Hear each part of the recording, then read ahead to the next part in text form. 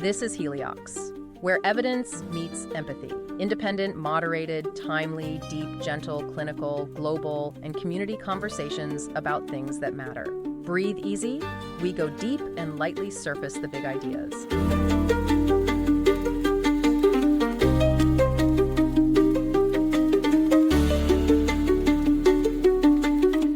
Imagine, if you will, that you are trying to read a history book. But this isn't a normal history book that you'd find in a nice climate-controlled archive. No, imagine this book has been left out in a field. Oh, wow. Yeah, just exposed to the elements, the rain, the snow, the wind, for, 3,000 years. That is a genuinely distressing image for any historian to picture. It really is, right? Because the binding has completely rotted away. The pages have literally dissolved into mush. The ink has run until the words are they're illegible blurs. Just gone. Exactly. Entire chapters, whole centuries of the story are just entirely missing. And, that is a terrifyingly accurate description of what it's actually like to do archaeology in certain parts of the world. Right. And specifically for our deep dive today, we are talking about a region that suffers from this exact, really frustrating problem. A place called Kujawia in north-central Poland. Right, Kujawia. Now, on paper, if you look at a map, this place should be an archaeologist's absolute dream. It is a historical hotspot. Oh, absolutely. I mean, geographically speaking, it's prime real estate. You have these incredibly fertile black earth soils. You've got this beautiful network of lakes, these sweeping plains. It has basically been a magnet for human settlement since the glaciers retreated. So it's the kind of place where you'd expect to dig down and find perfectly preserved cities or mounds of artifacts, maybe, I don't know, a bog body or two. It should be a total gold mine for understanding how our ancestors lived, how they farmed, how they died. It really should be. I mean, it was a major hub for agriculture for millennia, but there is a catch, a really big chemical catch. The soil itself. The soil, yeah. While it's absolutely fantastic for growing wheat, it is terrible for preserving history. It is sandy, it's highly permeable, and most importantly, it is acidic. Meaning it just eats everything. Exactly. It is incredibly aggressive towards organic matter. You put a physical object in that ground, say a wooden handle, a leather shoe, a wool tunic, and thousands of years later, there is literally nothing left. Wait, what about the skeletons, even the bones? Often, yes, even the bones. They get decalcified by the acid, they become soft, they crumble. Sometimes the archaeologists dig down and they find just shadows in the sand where a body used to be. Wow. So the pages of history, like you called them earlier, they're chemically erased by the very earth these people live their lives on. Okay, so we have this region that we know was super important. We know people were there farming and living and dying. But their physical possessions, the grave goods, the clothes, the everyday tools, are largely completely missing. It's essentially a ghost story. It really is. We can see the footprint, but we can't actually see the person who made it. We can't see them traditionally, no. But that's where the science gets really, really real. Because while the acidic soil might totally destroy a wooden bowl or a leather shoe, there is one record that is much, much harder to erase. It's a record that survives even when the skeleton itself is falling apart. And we're talking about the chemistry inside the bones themselves, or rather what's locked inside the surviving molecules. Precisely. The chemical signatures locked inside the remaining bone collagen. This is essentially the "you are what you eat" concept, but taken to a crazy forensic level. That's a great way to put it. Today, we are diving into this truly massive analysis that manages to reconstruct the lives of these ancient people. And they do it not by looking at what these people were buried with, because, again, that's mostly gone, but by looking at the chemical signatures locked inside their atomic structure. We are talking about the invisible menu. The invisible menu. We are looking at a study of 84 humans, plus cattle bones, deer, pigs, and even charred seeds spanning over 2,000 years, from the Neolithic right through to the Bronze Age. What I absolutely love about this deep dive is that it's not just dry, boring data. This study solves three very specific, very strange mysteries about these people. And I want to tease these right up front for you listening, because they sound straight out of a detective novel. They really do. The data paints an incredible narrative. Mystery number one, the case of the chemically weird cows. Or, to put it another way, why Neolithic cattle had chemical signatures that theoretically shouldn't exist in nature. Right. Mystery number two, the ghost population of the river valleys. A massive group of people who just completely defy everything we thought we knew about their culture and where they came from. The Corded Ware anomaly. That one really upsets the standard textbook narrative that we've taught for decades. And mystery number 3, the Millet bomb. A sudden, massive dietary shift that changes everything in the Bronze Age. It's a huge story. It's about migration, inequality, agricultural engineering, all of it hidden in invisible isotopes. So let's unpack this. Before we get to the cows and the forest ghosts, we really need a crash course in the method itself, the time machine, so to speak. Yeah. We need to understand stable isotope analysis. Right. It sounds super complex, I know, but the core concept is actually beautiful in its simplicity. Think of it this way. Your body is constantly rebuilding itself. You are not the same pile of atoms you were 10 years ago. Thank goodness. Right. Your bones are essentially a construction project that never, ever ends. And the building materials for this ongoing project come exclusively from your food. Exactly. You don't just generate carbon or nitrogen atoms out of thin air. The carbon and nitrogen atoms in your breakfast toast today eventually become the carbon and nitrogen atoms in your femur a few years from now. And the key here is that different foods have different flavors of carbon and nitrogen. Flavors, meaning different atomic weights or isotopes. Yes. So let's break down the 2 main trackers we're using in this deep dive. These are our fundamental clues. First up, carbon, specifically carbon-13. Okay, carbon-13. Think of carbon-13 as the plant tracker. It tells us what kind of vegetation is sitting right at the base of the food chain. Now, in prehistoric Europe, the vast majority of plants, so wheat, barley, oats, the native trees, bushes, they all photosynthesize in a way that we call C3. C3, got it. It just refers to the specific chemical pathway they use to turn sunlight into energy. And C3 plants have a very specific, noticeably low carbon-13 signature. They actually discriminate against the heavier carbon-13 isotope in the atmosphere. They prefer to use the lighter carbon-12. So if you are a Neolithic farmer in Poland and you were eating bread and porridge made of local wheat, or even if you're eating a cow that grazed on local grass, your bones will slowly build up that low carbon-13 signal. Generally, yes. In a standard European context for this time period, low carbon-13 is just the baseline. It's the background noise of the environment. But then you have the other group, the C4 plants. Ah, yes. These are the rebels. These are plants that originally adapted to hot, dry conditions. Things like maize, sugarcane, sorghum, and this is crucial for our story later, millet. Okay. These plants use a totally different photosynthetic pathway that is much, much more efficient at grabbing carbon from the air, and they suck up carbon-13 like a sponge. So if a skeleton suddenly lights up with high carbon-13, it means they were eating C4 plants, or, eating animals that ate C4 plants. In prehistoric Poland, where the natural native vegetation is basically all C3, a high carbon-13 signal in a bone is a bright red neon flag that says something new is on the menu. Got it. So carbon tracks the type of plant at the base. Now, what about the other one? Nitrogen, nitrogen-15. Nitrogen is the trophic level tracker, or if you prefer, the predator tracker. I definitely prefer predator tracker. It sounds way cooler. It does, right? And the rule of thumb here is really simple. Every time you move up a step in the food chain, the nitrogen-15 levels jump up. Kind of like leveling up in a video game. Exactly like that. Plants have very low nitrogen. A herbivore, like a cow that eats the plant, has higher nitrogen because its body concentrates it during digestion. A carnivore, or a human who eats the cow, a steak eater, has the highest nitrogen of all. So, simply put, high nitrogen means you're eating meat. Usually. That is the standard classic interpretation in archaeology. If you see high nitrogen in a human bone, you assume they had high protein consumption. But, and this is but that is absolutely crucial for our first mystery today, there is a way to sort of hack the system. Hacking the nitrogen cycle. Yes. You can actually create a false positive for meat eating.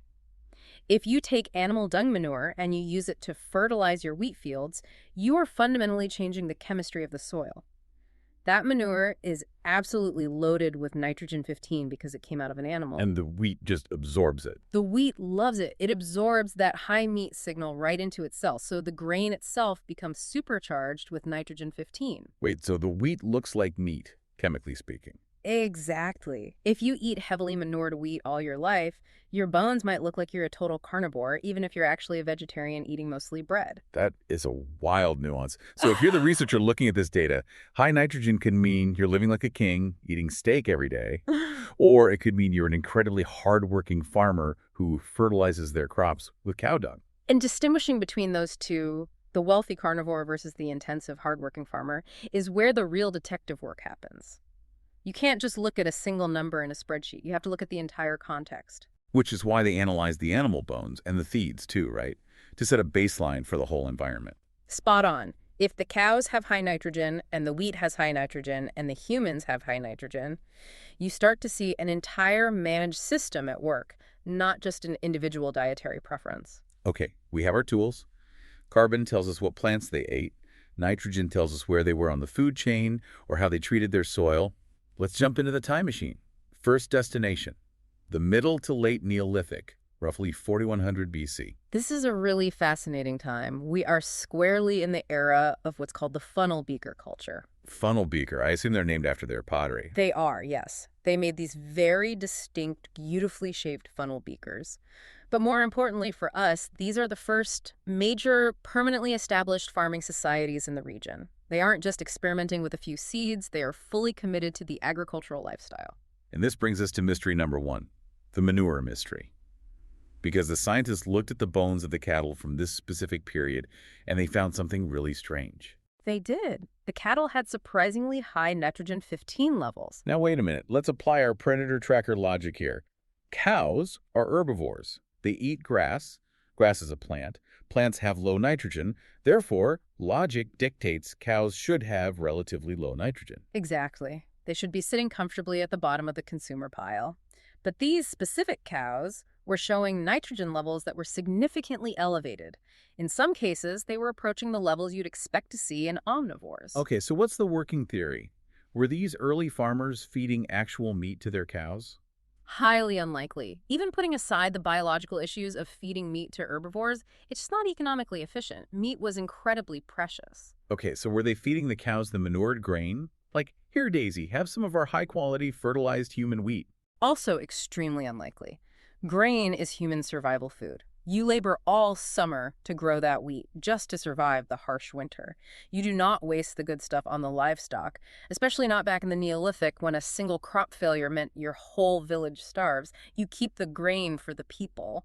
So if the cows aren't eating meat, and they aren't eating the fancy high-nitrogen grain, why on earth is their nitrogen so high? Where are they getting it from in the wild? This is where we have to zoom out and look at the physical landscape of Kujawia again. Remember I mentioned the black earth earlier? Yeah, the super fertile plains. Well, scattered through this entire region, disrupting the plains, are these geological oddities called inland salt diapers. They are basically ancient, upwelling brine springs. Salt springs, just sitting in the middle of Poland. Yes.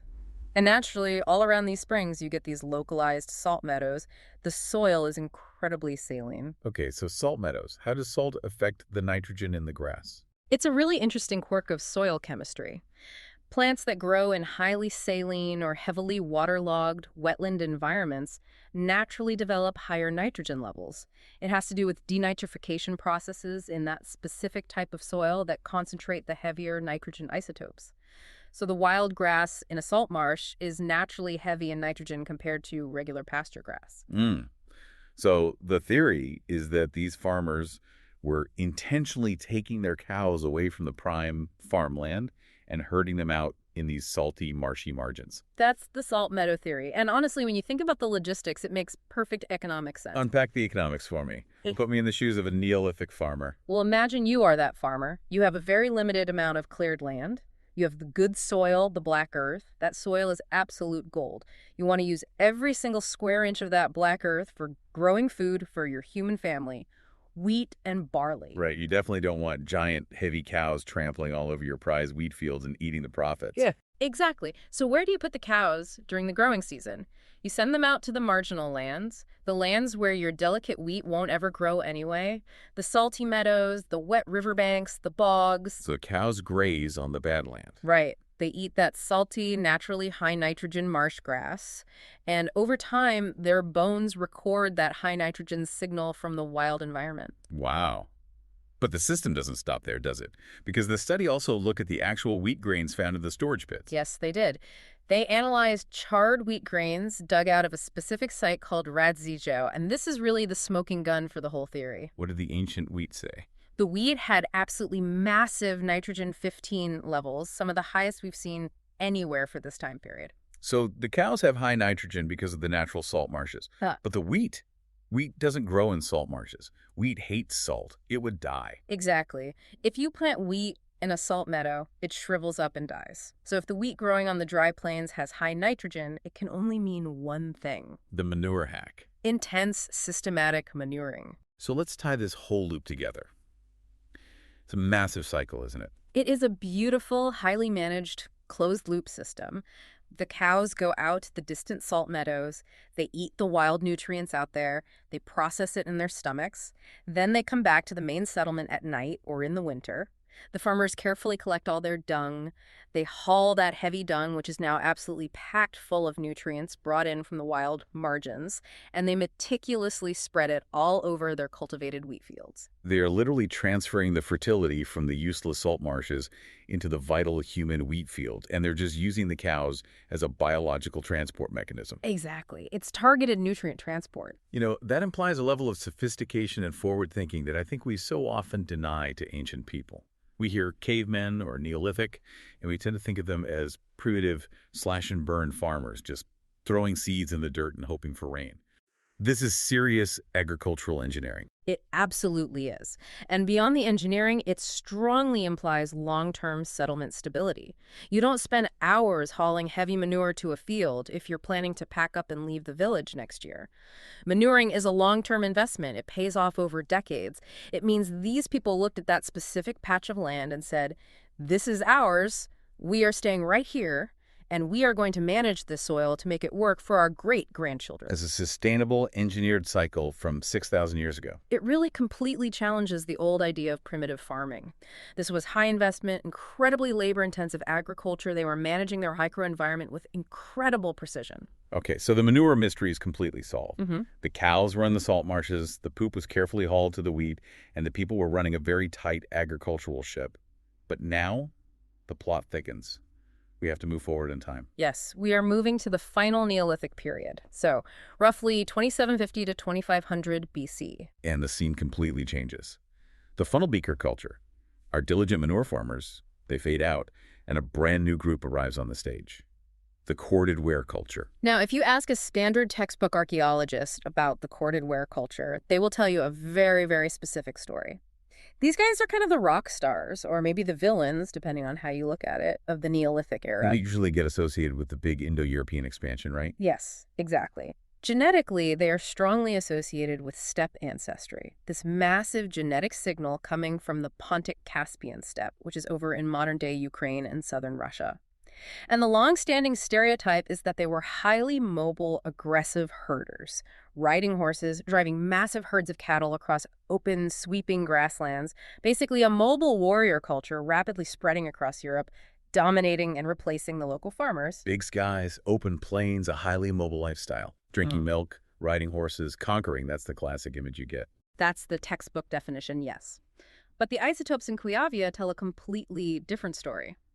And this brings us right to mystery number 2, the ghost in the forest. Right, because the data for these Corded Ware people, specifically the early groups that arrived in this region, the data was just weird. Weird is an understatement. If they truly were these open plains steppe herders, their carbon isotopes should look exactly like the previous farmers who lived on the plains. Normal baseline C3 levels.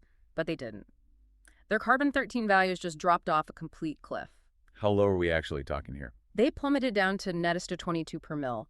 That is the absolute lowest value seen in the entire study. It's significantly noticeably lower than the funnel beaker farmers who lived there right before them. So we established earlier that low carbon usually means C3 plants, but this is extra low. What in nature causes a human's carbon level to drop that far? Well, the scientific detectives had to go through and systematically rule out a few suspects. Suspect A was fish. Freshwater fish. Yes. Freshwater fish inherently have very low carbon signatures in their bodies. So the first thought was, did these fierce steppe herders suddenly arrive in Poland, abandon their cattle, and just become peaceful pescatarians? Did they just sit by the lakes and fish all day? But wait, if they were eating mostly fish? Exactly. Remember the predator tracker? Nitrogen 15. Right. Fish are relatively high up the aquatic food chain. If these people were eating enough fish to drop their carbon levels that dramatically, their nitrogen levels would have absolutely skyrocketed. They would look like super carnivores on the charts. And their nitrogen was, what, just normal? Completely normal, standard terrestrial levels. Plus, archaeologically speaking, we found almost zero fish bones or fishing gear in their graves. So we can safely strike fish from the suspect list. Okay, fish is out. What'd suspect B? Suspect B is something called the canopy effect. The canopy effect. That sounds like an atmospheric thing. It is, actually. Imagine a deep, dark, incredibly dense forest, primeval European woodland. The trees are absolutely massive. The canopy is so thick it completely blocks the sunlight from hitting the ground. The air down at the forest floor is heavy and stagnant. Okay, I'm picturing it. Very gloomy. In that enclosed environment, the carbon dioxide actually gets trapped and recycled. The rotting leaves on the ground release CO2, and the undergrowth plants immediately absorb that same CO2 again because there's no wind to blow it away. This constantly recycled CO2 becomes highly depleted in the carbon-13 isotope. Ah, so the plants growing in the deep, dark forest have abnormally low carbon. Very low. And the wild deer that eat those forest plants have low carbon. And if humans go into that forest and eat the deer, or if they take their domesticated pigs and let them forage in that deep forest, those humans will end up with that very low carbon signal. So if these newly arrived Corded Ware people were actually living hidden in deep forests or herding their animals deep in the woods, they would pick up this weird low signal. But wait.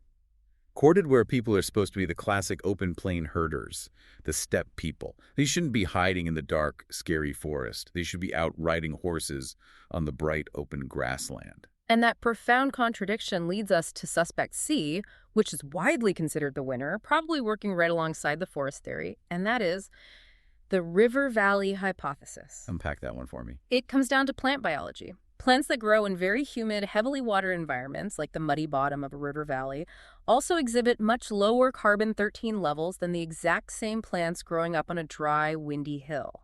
It has to do with water stress. Water stress. How does that change their chemistry? Think about it this way. When a plant is growing up on a dry, exposed upland plain, it's constantly thirsty. To save its precious water from evaporating, it tightens up and closes its pores, its stomata.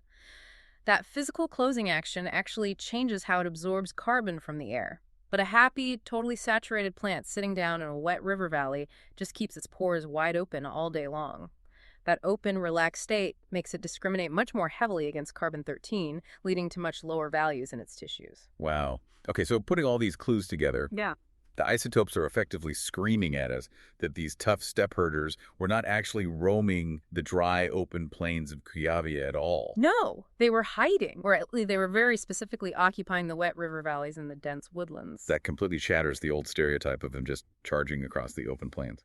It really does. It strongly suggests that when this brand new population arrived in Poland, they didn't just aggressively bulldoze the existing farmers off the prime plains. They adapted. They found an ecological niche, the damp river valleys, the heavy woodlands, that perhaps the previous manure-using farmers simply weren't using as intensively. It paints this incredible picture of a ghost population just quietly moving through the landscape, sticking to the waterways and the shadows of the tree lines, living totally distinct parallel lives from the people out on the open plains. It shows remarkable flexibility and intelligence. We tend to think of these prehistoric cultures as these monolithic, inflexible robots, like the Corded Ware people always do X, but here they clearly did Y. They arrived in a totally new, unfamiliar environment, and they immediately changed their entire survival strategy to fit the landscape they found. They weren't just stubbornly imposing their steppe lifestyle on the land. They were listening to it. They were like, oh, the good plains are already taken by the locals. Okay, no problem. We'll take the river systems. Exactly. And that high level of rapid adaptability might be exactly why they were so incredibly successful across Europe in the long run. So we have these forest ghosts quietly thriving in the river valleys, but eventually the invisible menu is going to change again. And this time, it's not a subtle, quiet adaptation to a new niche. It's an absolute explosion. Yes. We are now entering the Bronze Age, specifically the Middle Bronze Age, right around 1600 BC. And this brings us to mystery number 3, the Millet bomb. I absolutely love this part of the data, because if you look at the charts for thousands of years through the Neolithic, the Corded Ware period, the early Bronze Age, the carbon-13 line is totally flat. I mean, it bounces around a tiny little bit, maybe between -20 and -22, but it firmly stays in that standard boring wheat and barley zone. The C3 plant zone, Yeah. the European The standard. C3 zone. And then completely out of nowhere, boom. Right around 1600 BC, the carbon levels on the graph just shoot straight up dramatically. They jump all the way up to -15, even -14. Which, in the subtle world of stable isotopes, is a massive screaming difference. It is huge. And there is only one possible culprit in the entire prehistoric European pantry that can cause a chemical shift that violent. Broomcorn millet? Panicum miliaceum, yes. Because millet is a C4 plant. Correct. Remember the heat-loving rebels we talked about at the very beginning? Millet is one of them. It's chemically distinct from literally every other staple crop growing in Europe at the time. It's the equivalent of suddenly introducing high-fructose corn syrup into a medieval peasant diet. It stands out in the bones like a blazing neon sign. But why do the researchers call it the millet bomb? Why not just call it, the millet fad or the millet transition? Because of how violently it appears in the statistical data, it's not a slow, gentle trickle. In Kujawia, you don't see a few adventurous people eating a little bit of millet, and then maybe 50 years later, more people are eating a bit more, slowly adopting a trendy new recipe. It's totally abrupt. It's completely binary. You look at a skeleton from this era, and they are either a massive millet eater, or they aren't eating it at all. There is almost zero middle ground. And this binary split connects directly to the specific cultures living there at the time, right? Because in the Middle Bronze Age, we suddenly have two distinct groups of people living in this same region, the tumulus culture and the Chickenic culture. Correct. The tumulus culture gets its name from their very specific burial mounds or barrows. They are the new arrivals on the scene, and they have strong cultural connections to regions further south. The Chickenic culture, on the other hand, represents the deeply rooted local tradition. They were the descendants of the people who'd been living and farming in Kujawia for a very long time. So out of those two groups, who was eating the millet?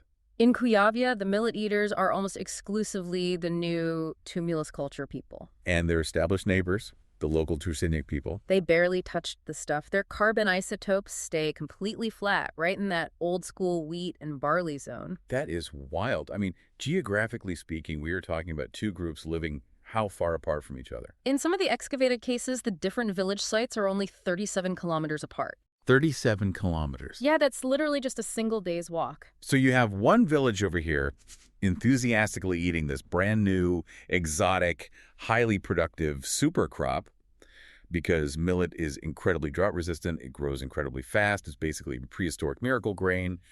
And the village, literally right next door, a day's walk away, is just stubbornly sticking to the old school wheat and barley for centuries. It implies extremely rigid, almost impenetrable cultural boundaries.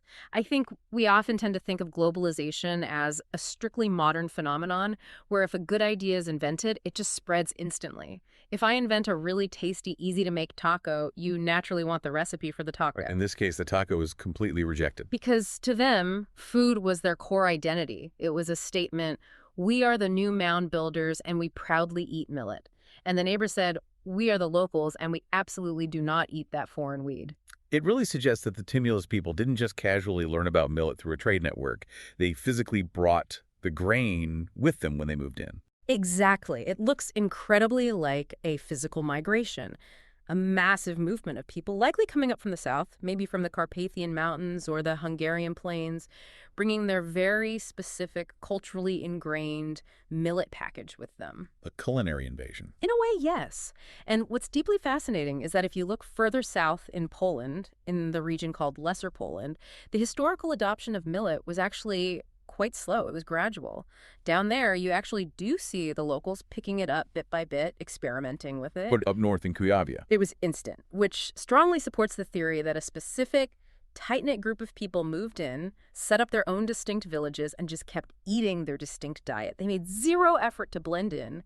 They wanted to stand out. I really want to touch on what this sudden influx of millet actually did to the fabric of their society. Because before the millet bomb went off, back in the early Bronze Age, the isotopes were showing something quite unsettling about the culture. Ah, yes, the inequality data. Let's talk about the invisible elite. So, back in the early Bronze Age, right before the millet arrived, We see a tremendous amount of variability in the nitrogen-15 levels across the population. The predator tracker again. Right. Some individuals had very, very high nitrogen levels, but others buried right nearby had very low nitrogen. Meaning basically some people were regularly eating prime steak and rich dairy, and others were just eating, well, plain plants. Exactly. Now, usually in archaeology, when we want to find the rich people, the elites, we look for princely graves. You know that a skeleton buried under a massive monument with huge amounts of gold, elaborate bronze swords, amber necklaces. Like the classic Mycenaean or Wessex burials. Exactly. But Kujawia doesn't really have those flashy graves. The graves from this period look incredibly poor. They're very simple, very uniform. If you were an early archaeologist just looking at the physical artifacts they were buried with, you'd think everyone in the village was totally equal. You'd think it was this beautiful, flat, egalitarian farming commune. But the bones tell the harsh truth. The bones absolutely reveal a hidden, rigid class system. Even though they were completely equal in death, buried the exact same way, they were absolutely not living the same way. There was a massive nutritional wealth gap. The wealthy elites got the high-protein meat, the poor commoners got the basic porridge. That is so fascinating. The systemic inequality was entirely biological. It was in their physical health, not in their ornamental jewelry. But then the millet bomb drops. The great equalizer. In a weird way, yes. Once the tumulus culture moves in and millet totally takes over in the Middle Bronze Age, those widely varying nitrogen levels just drop across the board. That huge variability totally disappears. So everyone just starts eating millet together. The whole society's diet shifts rapidly away from that high-status reliance on animal protein and moves toward this brand new, highly stable cereal crop.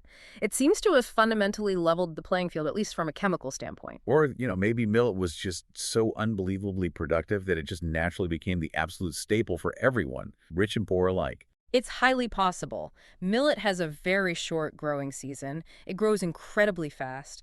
It acts as an amazing insurance policy against winter starvation. If your precious wheat crop fails because of a late frost, you can quickly plant millet, and it might still survive and feed the village. So the entire fabric of society shifted from one defined by who owns all the precious cows to one defined by, hey, we all have endless bowls of millet. It strongly suggests a fundamental root-level shift in their economy, moving from a tense society where status was directly linked to hoarding cattle and meat to a much more stable society entirely powered by this high-yield, drought-resistant grain. So stepping back, we've tracked this incredible sweeping journey through time.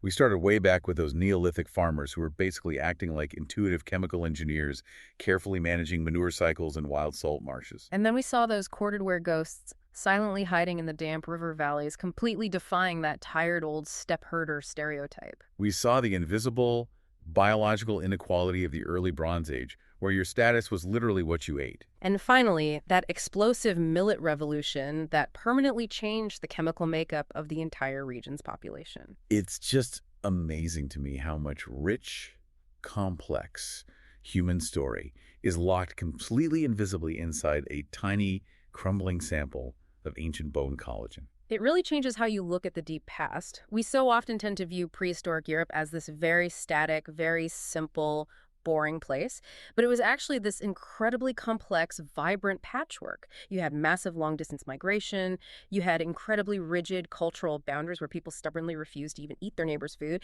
and you had rapid, brilliant adaptation to local climate and soil. And speaking of that intense complexity, there's one final, really provocative thought I want to bring up for you as we wrap up. In reading through these sources, they briefly mention a place called the Tollens Valley. Ah, yes.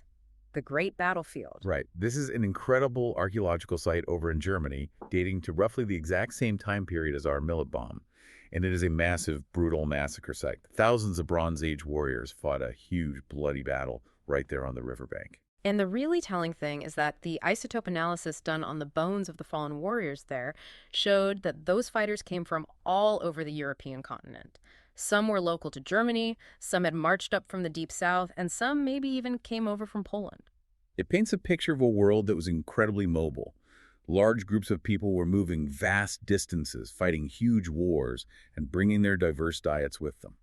But the stark contrast with our quiet region of Kujawia is what really sticks with me.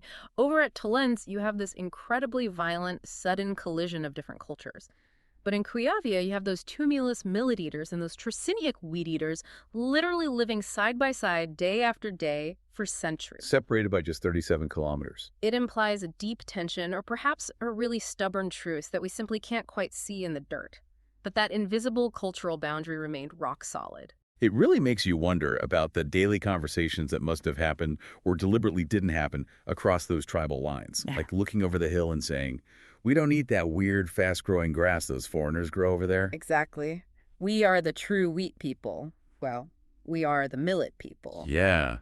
It's a powerful reminder that our bones are quite literally the only diary we leave behind that cannot be rewritten or faked. You can lie in your grand tomb inscription, you could be buried with stolen gold you didn't actually earn, but you absolutely cannot fake your stable isotopes. You are quite literally and forever exactly what you ate. So for everyone listening, next time you sit down and eat a sandwich, just take a second to remember, you are actively encoding a permanent chemical message to the future archaeologists. Make it a good one. Yeah, maybe try to get some extra nitrogen-15 in there, just to confuse them a little bit down the road. I love that. Give them a puzzle. Well, thank you for joining us on this deep dive into the invisible menu. It was a pleasure. Fascinating stuff to talk about. It really is. We'll catch you all in the next one. Heliox is produced by Michelle Brucker and Scott Bleakley.